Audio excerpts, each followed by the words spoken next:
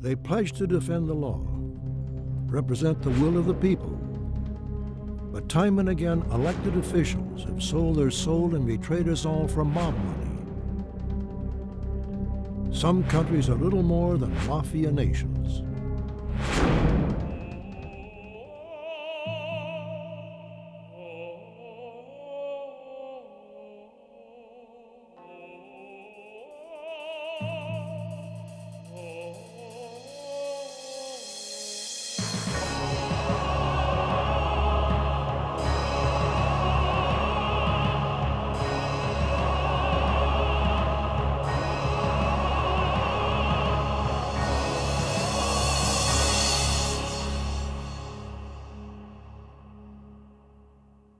Once an organized crime group gets a grip on society, it is very difficult to break.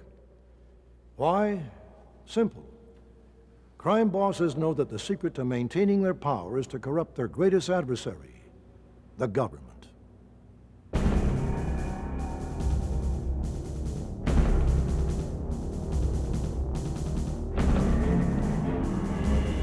Today, organized crime has been traced to all regions of the globe.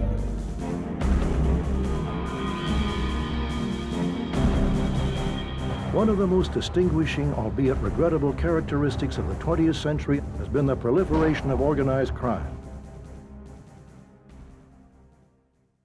The transformation of the Mafia into an organization with a managerial hierarchy occurred when the fabric of America was undergoing a major alteration. East Harlem was a really tough immigrant neighborhood. I mean, it was poor, it was violent, it was squalid, it was crowded, and really, the modern American Mafia, as we know it, was born up on those streets in the boyhood rumbles of guys like Luciano, Lucchese, and Frank Costello, and Vito Genovese. They all knew each other, and they were all in the same, what was called a borgata. Borgata means like a gang of delinquent boys. And every block in an Italian neighborhood had a social club. And when they walked past the social club, they saw something very different. Guys in suits, beautiful suits, fedoras, okay, Italian handmade shoes, big beautiful cars, women. Kids like Lucchese, they wanted to hang around, because what did they see? They saw the American dream, money, power. Nobody bothered these guys. Once Luciano's boyhood gang became organized, they soon graduated from rumbles and petty crime to more sophisticated rackets. Soon the gangsters were rolling in cash. As this new mafia's power grew, they expanded into other rackets, gambling, prostitution, and narcotics. Law enforcement attempted to stop them, but the gangsters had already put their newfound wealth to good use, buying off policemen, judges, and mayors. Others were just too frightened to stop the growth of the mob.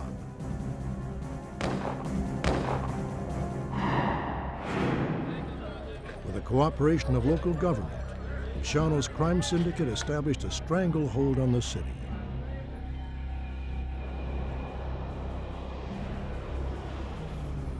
Luciano's story is not unique. The cocaine cartels of Colombia began in much the same way. Colombia's biggest drug kingpin, Pablo Escobar, forged a crime empire by corrupting his government on a massive scale. Escobar had a simple method of influencing judges and politicians. He would send an attorney to offer the official a choice, plomo or plata, lead or silver. If he did not take the bribe, he and his family could expect to get a bullet instead. Because of his power and because of his, I would say, just brute force, he was able to influence a lot of people. The people heard, especially judges and prosecutors in Colombia, would hear the name Pablo Escobar, they would feel like there was a death threat and they would not get in his way. At one point, it was known in the entire country Escobar could not buy, silence, or kill. In fact, when he was finally convicted, officials on Escobar's payroll allowed him to build his own prison that was more like a hacienda.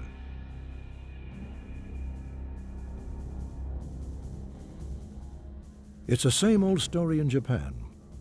Authorities are struggling to free themselves from the grip of the Yakuza. The Japanese syndicate has so entwined itself into business and government, the three are virtually indistinguishable. They recruit the unemployed to the political corridors of government. They can be deeply religious, kind and thoughtful, but can be as ruthless as Japan's World War II image. They currently operate beyond the laws and in secret. With the decay of the communist system, there is little left to separate the Russian mafia from the government.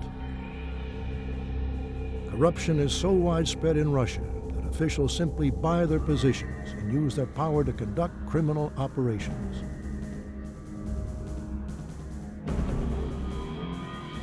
The Russians are particularly different than other mafia groups because they have a level of professionalism that really comes from their long record of being able to deal with a very difficult totalitarian system. They know how to get around it, they know how to get around the police, they know how to suborn and corrupt officialdom. And most of them are quite shrewd and intelligent businessmen.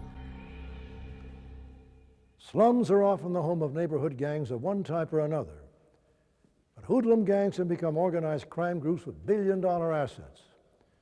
This happened in Jamaica in the 80s, when a street thug named Jim Brown teamed up with the nation's president.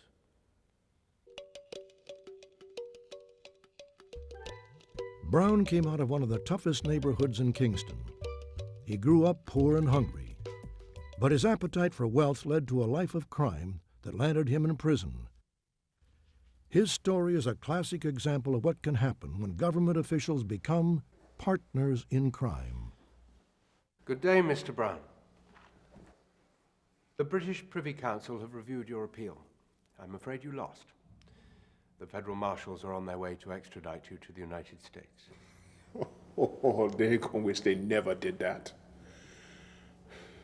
They all love the money I give. The politicians. They're the criminals. You want to eat in this country, you got to play by their rules. That's how I came to be locked up here. Playing by their rules all my life. You see, I was one of the sufferer youth. The sufferer youth? Oh, that's the quaint phrase they give to the poor, misbegotten youth of... Forgive me, Mr. Brown. You don't know nothing, man. No, I suppose in a sense you are quite correct. Please continue. You were saying you were part of the suffering youth. We had nothing. Not even enough to eat. The police and the government were getting fat off their own people. When that hurricane money came down to help the people, where you think it go to? The people? No, man, it goes in their pockets. We have to have crime to live, to take our peace back from them. We gotta have the posses to protect ourselves from the cops who are gonna kill us.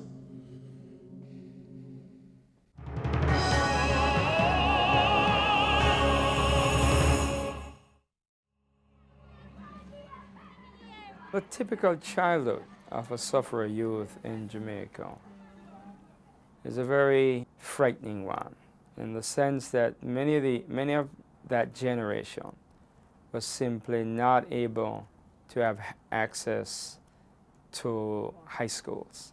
I mean, their schooling would end at the age of 14 or 15.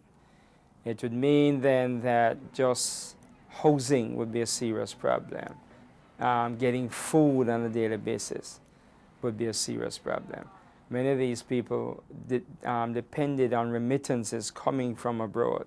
I mean, that really sometimes determined whether they survived or did not survive. And of course, growing up in those communities with the level of violence, you really had to be tough in order to survive. It was very difficult to survive if you didn't develop a certain inner toughness. The government gave you a good job building houses, didn't it, Mr. Brown? You mean that welding shop on Milk Lane? And the only time I made money was during the elections. The elections? Look, man, it's not just elections here. The way things work in Jamaica is that neighborhoods get favors. like housing developments, from politicians. To get favors, they got to vote for that guy when he's running for president. I see. But what does that have to do with your welding business? Man, where you come from? You don't think. Now, if you know where the neighborhoods are, they're gonna vote for your enemy, what you gonna do? You burn them out. The posses came up at the same time as Jamaica's politics were polarized in the 1970s. By the time Michael Manley became Prime Minister in 1972 and Edward Seaga, the leader of the Jamaica Labour Party, had emerged as his nemesis on the right, the two men were really engaged in a vicious power struggle for dominance in Jamaica. Seaga's tactics were always known to be extraordinarily dirty. He was perfectly willing to use violence, and most Jamaicans will tell you that it was the JLP that really upped the ante of violence in Jamaica's politics in the 1970s. Michael Manley retaliated by developing his own garrisons, and the level of this warfare is almost impossible for an American to understand because it involves strategies and tactics such as burning people out of their homes. If there's an area that's known to be packed with supporters of one party and you're in the other party and you want to unseat them, you simply torch that neighborhood by night and shoot at the firemen as they're trying to put out the blaze. And when the blaze is over, you bulldoze the rubble and build a housing scheme, as it's called in Jamaica, a housing project, and you pack it full of your own supporters. It was a no-holds-barred, undeclared civil war. It was extraordinary in its viciousness, and Jamaicans very soon began to call it tribal war. Violence had become so much a way of life in Jamaica's politics that neither political party seemed willing to try to extirpate it. While Jim Brown profited from this political turf war, he soon realized that the real power was not in the contracting business, but within Jamaica's corrupt political structure. So you became involved in organized crime through the president of Jamaica? Man, he the biggest crook on the island. When I seen how President Seaga had all this power, I decided I need to get closer to the top. So I pick up a gun and I start to work for Seaga as an enforcer. I was good with a gun. The people on the street, they know my name. They're afraid of me. Soon I become Seaga's bodyguard and right-hand man. Now when the election comes and Seaga wins, that's good for me. I could get some of that power too. And for the other side, we got rid of them quick.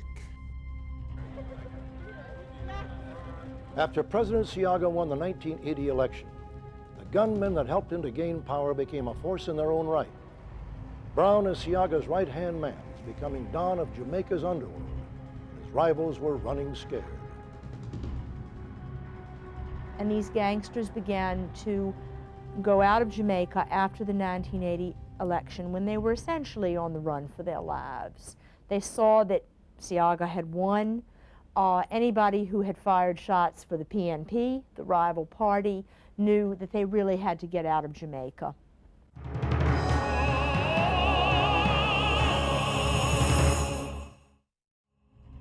With the competition gone, Jim Brown's power grew. He had established himself as a godfather of Jamaica's drug mafia. But the war on drugs was beginning in the United States, and law enforcement was cracking down on Jamaica's greatest export, marijuana. They can't get the shipments through, so now we got a big load of ganja sitting on the docks in Kingston. Does it surprise you that the Americans don't want you shipping drugs to their country? You don't understand nothing, man! If the ganja don't go out, then a lot of Jamaicans gonna be hungry. But I know a lot of people now in places in Jamaica and Miami, in places in the States. So that's when I start shipping the ganja out, and then the money starts to come in. So you got rich? Everybody got some of the money. The posses aren't just gangs. We're like the guys we used to see in those movies back in Kingston. We made our own justice.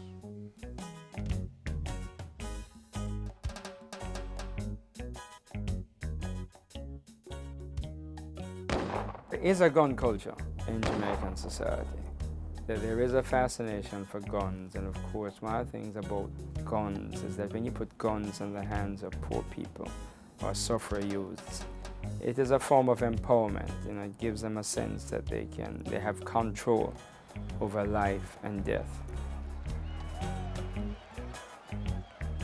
What was happening on the streets downtown in Kingston was a growing fascination with the Hollywood silver screen, and primarily the outlaws and cowboys and bandits that came out of Hollywood in the 50s and 60s and early 70s. The gangsters, who were by then up and coming in the ranks of both parties, began to style themselves after these cowboy heroes, and that became the real kind of emotional substance that the gangs carried to Kingston's poor. That was just something that Jamaicans adored, because their own lives were nasty and short, and when they looked at Hollywood movies, they felt as if those movies were really telling the story of their lives. Brown quickly formed his Jamaican connections into an organized crime group called the Shower Posse. Named for their ability to shower their enemies with bullets, the group brought havoc to the United States. Brown decided to expand his drug-dealing operations. So, once you were in control in Jamaica, what made you decide to return to the United States? Or was it the money again? The show was making money. We were selling in Washington, New York, Miami. We were making money hand over fist.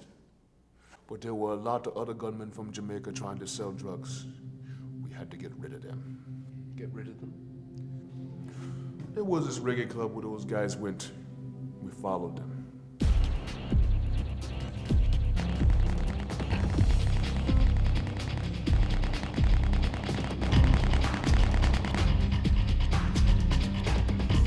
You just, forgive the pun, showered them with bullets, even the innocent bystanders.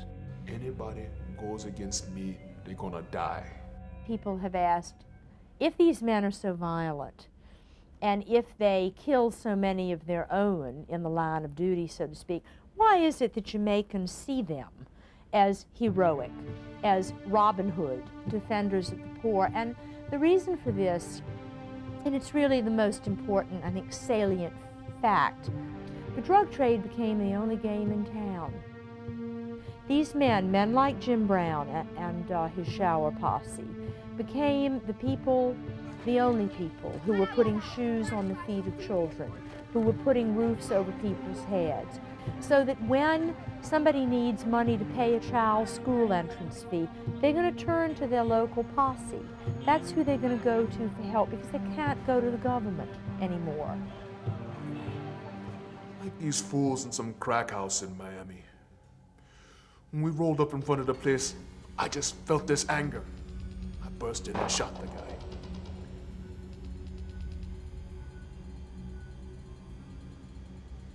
But there was this woman there.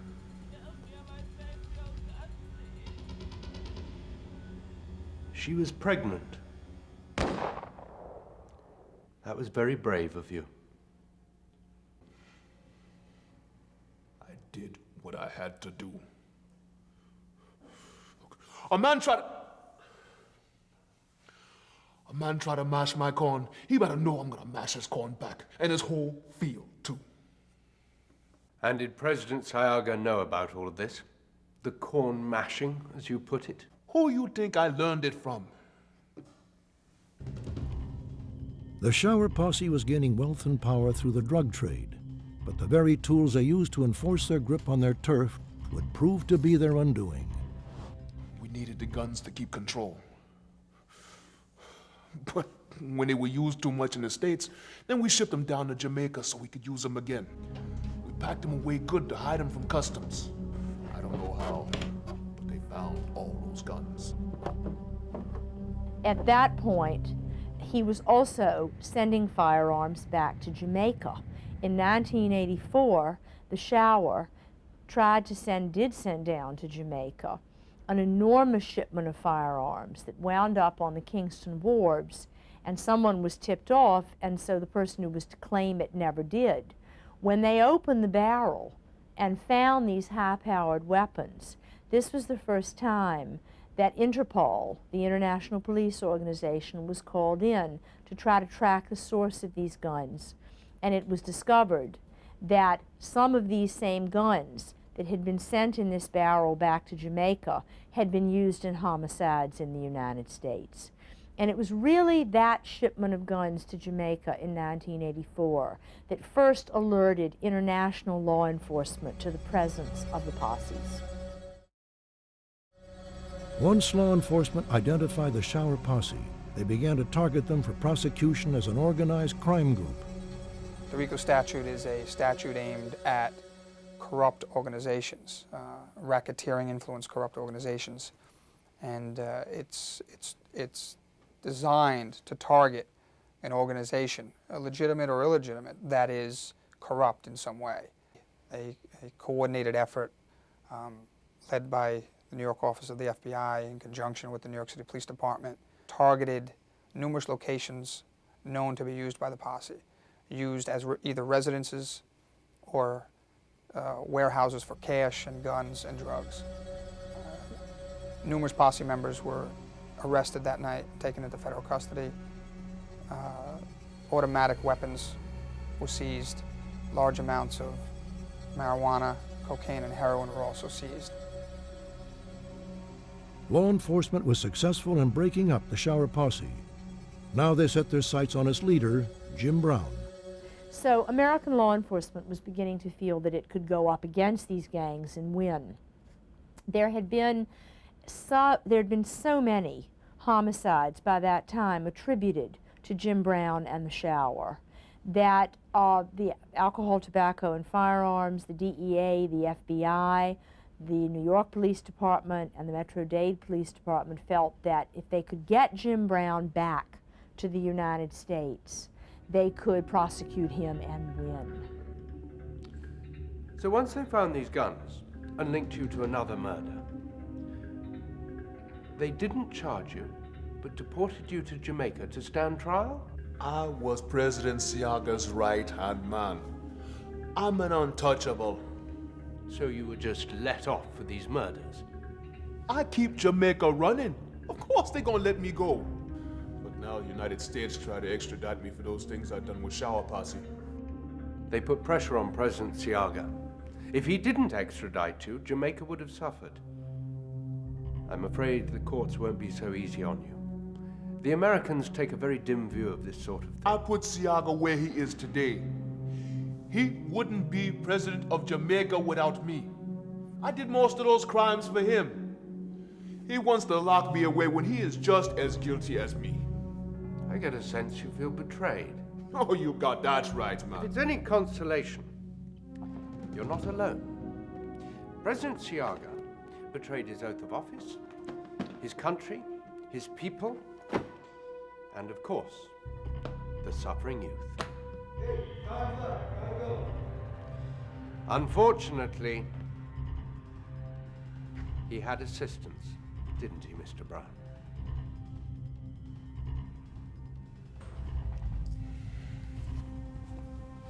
Well, he better think twice about sending me, because they're gonna have a lot of questions about him. And I got a lot of answers.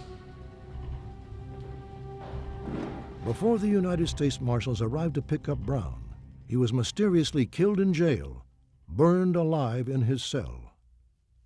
Jim Brown was going to be extradited to stand trial in the United States. Edward Siaga knew that if he were allowed to go back to the United States and talk, he would tell the federal authorities everything he knew about his connections to Siaga and the Jamaica Labor Party and the ways in which the party had aided and abetted the Shower Posse's exploits in the United States. Jim Brown was burned to death in a fire in his cell at Kingston's General Penitentiary in February of 1992 as U.S. federal marshals were waiting to take him back aboard a plane to Miami.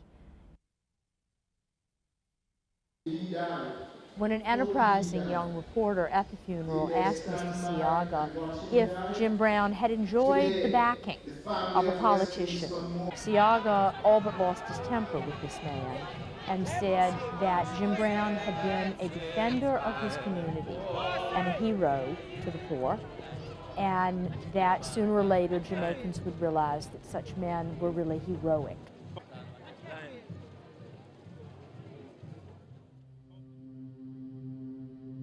I think what you can say about Jim Brown was that if you were a supporter, you adored him, and if you were an adversary, you were terrified of him. In China, organized crime is as old as the country itself. As with various other old world nations, Chinese organized crime was always part of the culture. The exodus of the Chinese in the 1800s exported Asian organized crime to the rest of the world. Soon Chinese syndicates were everywhere. They called themselves the triads.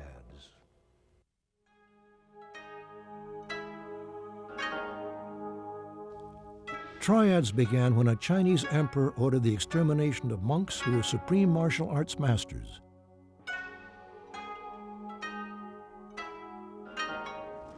After their temple was burned and their members massacred, the surviving monks went underground.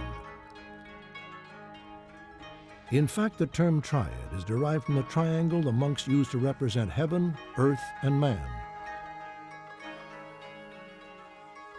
With the fall of the last emperor, this secret organization prospered and established close connections to political figures who recruited the triad members as bodyguards and secret police.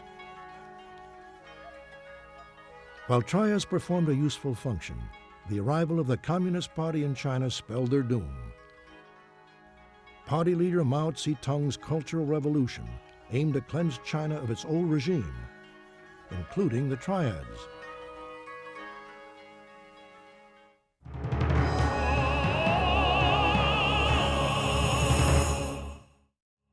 When Chiang Kai-shek fled with his army to Taiwan, the triads had found a perfect sanctuary.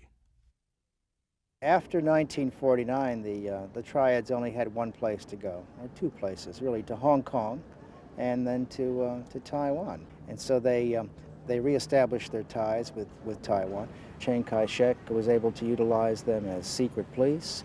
He was able to use them as hitmen when he began his rampage against the communists. Like every other political organization anywhere, you need some muscle, and he turned to them because they're the most logical people to turn to. Generally, they played in very, very well with politics. Now, there is a connection between politics and the triad, but the triad has its place, and it has been used repeatedly by the politicians in China over the past 50 years. In fact, they still are. It was in Taiwan that the triads began to take on a more sinister form. The first thing you have to understand is that the triads aren't really gangs. They operate under a strict code of conduct and loyalty. They're all blood brothers. There's actually a ceremony where they mix each other's blood in tea and drink it. An investigative reporter who wishes to remain anonymous for his own safety became familiar with Taiwan's underworld while working on a story about the country's largest triad, United Bamboo. That's when I decided to go after the head of United Bamboo. They called him White Wolf. And half of me wanted to see this guy busted. But I'm not a cop. I wanted his story. His real name was Shang Lo, and in his mid-50s, he was the honorary godfather of the 24 Tongs, or gangs. With the billions he made with in the various triad rackets, he could afford to keep himself in style. The reporter began with his triad contacts in Taiwan's underworld. Through a careful series of meetings with the lieutenants of the United Bamboo Triad, he gained their trust. The triads are organized under the headman or dragon head. You have different members responsible for such things as swearing in new soldiers, leading men into gang warfare, acting as liaisons between different triad groups. Under them are the soldiers and new recruits. Man, they're not just a gang. Everyone has his place. And if you step out of line, you pay the price. The reporter was finally cleared to meet the White Wolf, but with one condition. He was to come alone.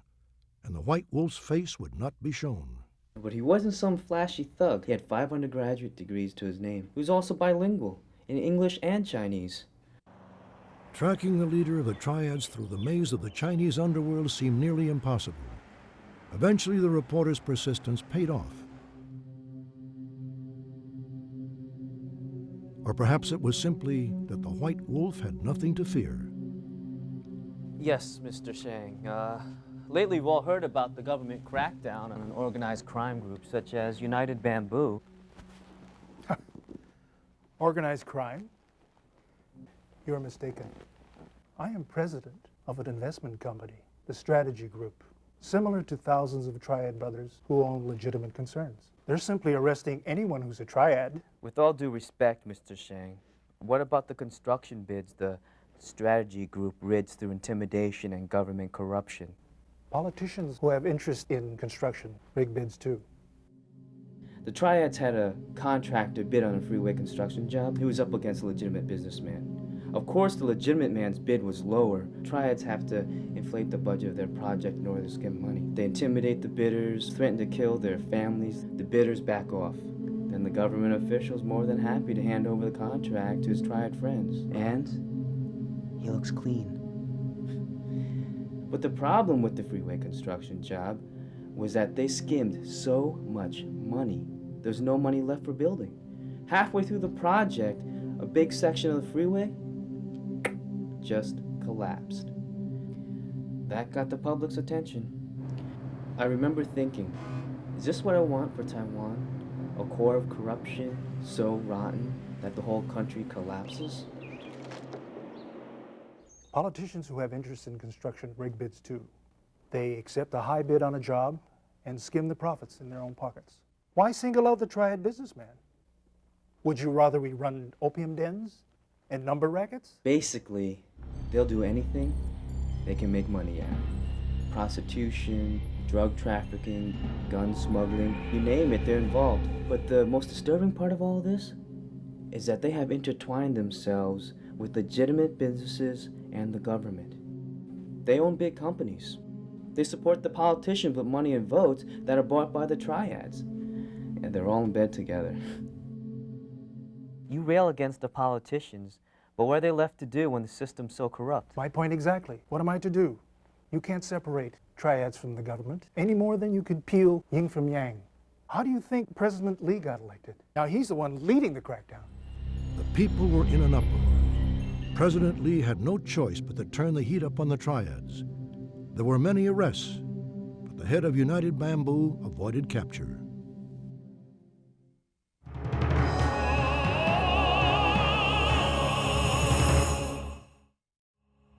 Whether it's the American mob or the Chinese triads, a gang's ascent to the ranks of large criminal enterprises comes when they learn that their biggest enemy can also be their greatest ally, their own government.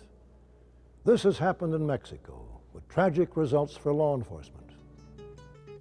Mexico shares a 2,000-mile border with the United States, and the drug traffickers know authorities can't patrol at all. Producing and shipping drugs has become big business. For the DEA, their only hope of stopping it is to go in undercover and bust drug trafficking operations at the source.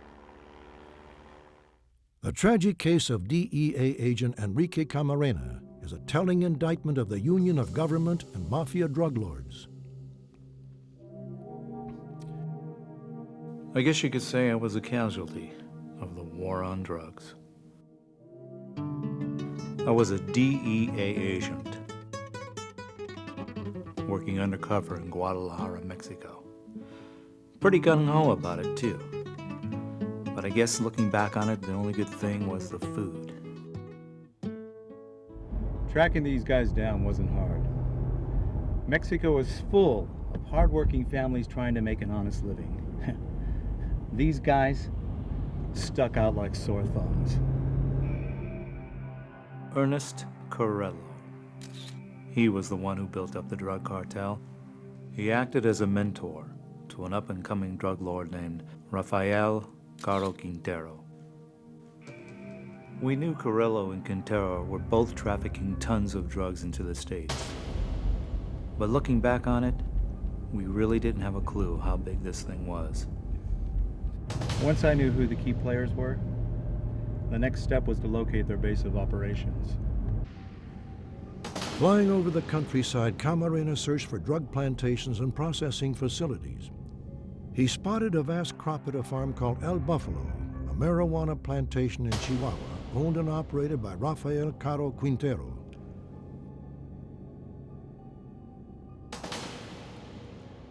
The DEA briefed the Mexican army, and together they organized a successful raid on Quintero's operation. But after the raid, something strange happened. All the expensive equipment at El Buffalo vanished, even though it was under armed guard. And there was another thing. This was a gigantic operation. How did the Mexican police not know about this place before? I was beginning to wonder who was protecting Quintero, and just how high up his connections went. Business, you know? That's what we're doing here. Playing business. Caro Quintero was just a cowboy. You know, he was rough and crude and brutal.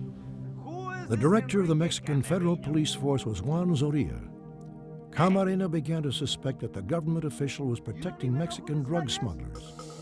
Despite the danger, Camarena continued with his investigation of the drug lord and his political connections. Just be cool. It's being taken care of as we speak.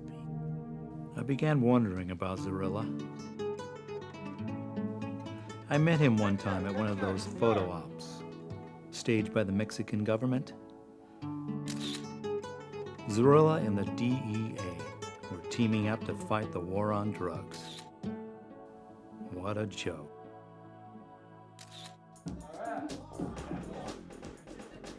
There's a saying in Mexico, the mordida, which means the bite.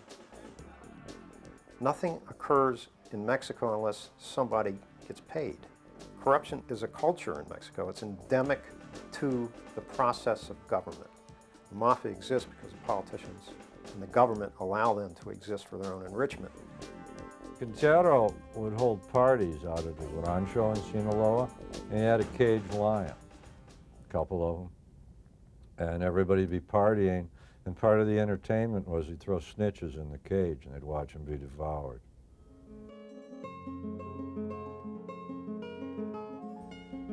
It was then that Camarena made a major mistake. He trusted a Mexican cop.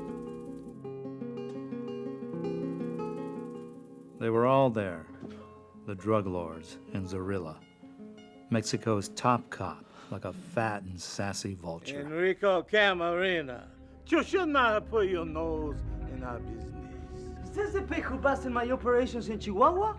Enrico Camarena. Listen to me. I work for the DEA. You've just kidnapped a federal agent of the United States government. Don't worry about us, amigo. Worry about what we're going to do to you. You're a cop. You've got a badge. Badge? I got no stinker badge. How the hell can you do this? You betrayed us all and your own people for what? Money. Mucho dinero. Once he had captured Camarena, they were determined to find out all he knew. Dime,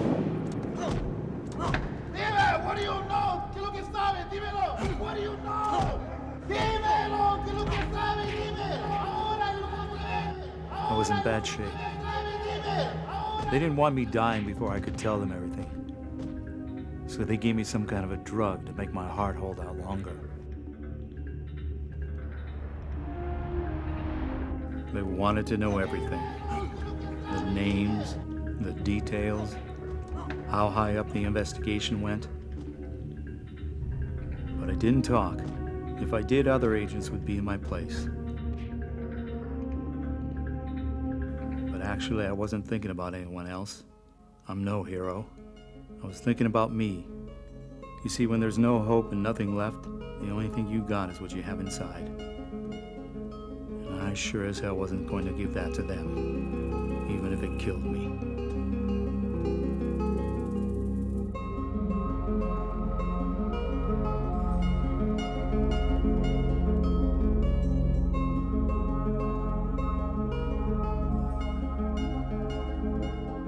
The cowardly murder of Enrique Kiki Camarena, special agent with the Drug Enforcement Administration, was carried out by the Mexican government in conjunction, in cooperation, in partnership with the godfathers of the drug trade. The bodies of Camarena and his pilot were found dumped on the roadside. Both had been tortured to death. U.S. law enforcement agents were outraged. Enrique Camarena died a soldier in the drug war, but his life is not revenged with the prosecution of those people that murdered him, or those people that sanctioned that murder, or officials of the Mexican government.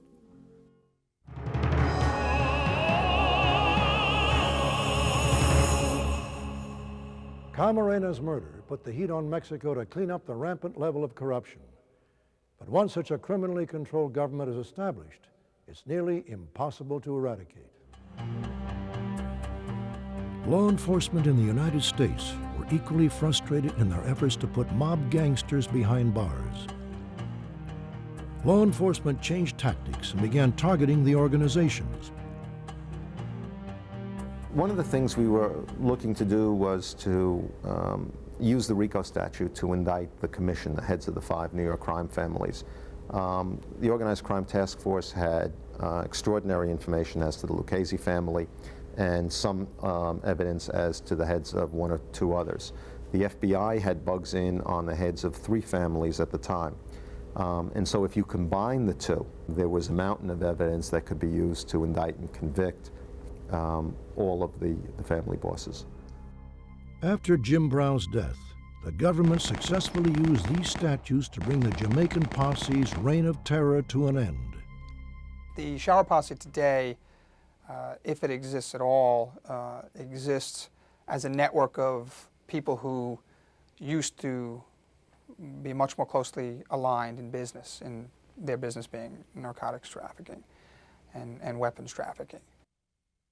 As it exists today, they probably are members of, if not leaders of, smaller groups around the country who simply have a past affiliation with the shower posse. The people of Taiwan had enough of their government's involvement with the triads. In April 2000, President Lee was ousted. The spirit of reform swept the country. Anti-corruption laws were enacted and many triads were rounded up. In response to pressure from the United States, a warrant was issued for the arrest of Quintero. But the narcotic smuggler bribed his way out of Mexico with a check for $250,000. Quintero's immigration papers were signed by the Director of Police, Jose Zoria. After the public outcry about Mexico's political corruption, Zoria quietly resigned his post and was allowed to leave the country. Despite the efforts of a few brave officials, Mexico remains troubled by corruption. Enrique Camarena was a hero in the fight against drugs, but his death meant very little. For Mexican drug kings still rule, and narcotics still flow across the border. As we have seen in our own country and elsewhere, organized crime can be beaten with the vigilance of law enforcement and courageous politicians who do not bow to money and intimidation. The nations of the world can be free from the menace of organized crime. I'm Robert Stack. Thanks for joining us.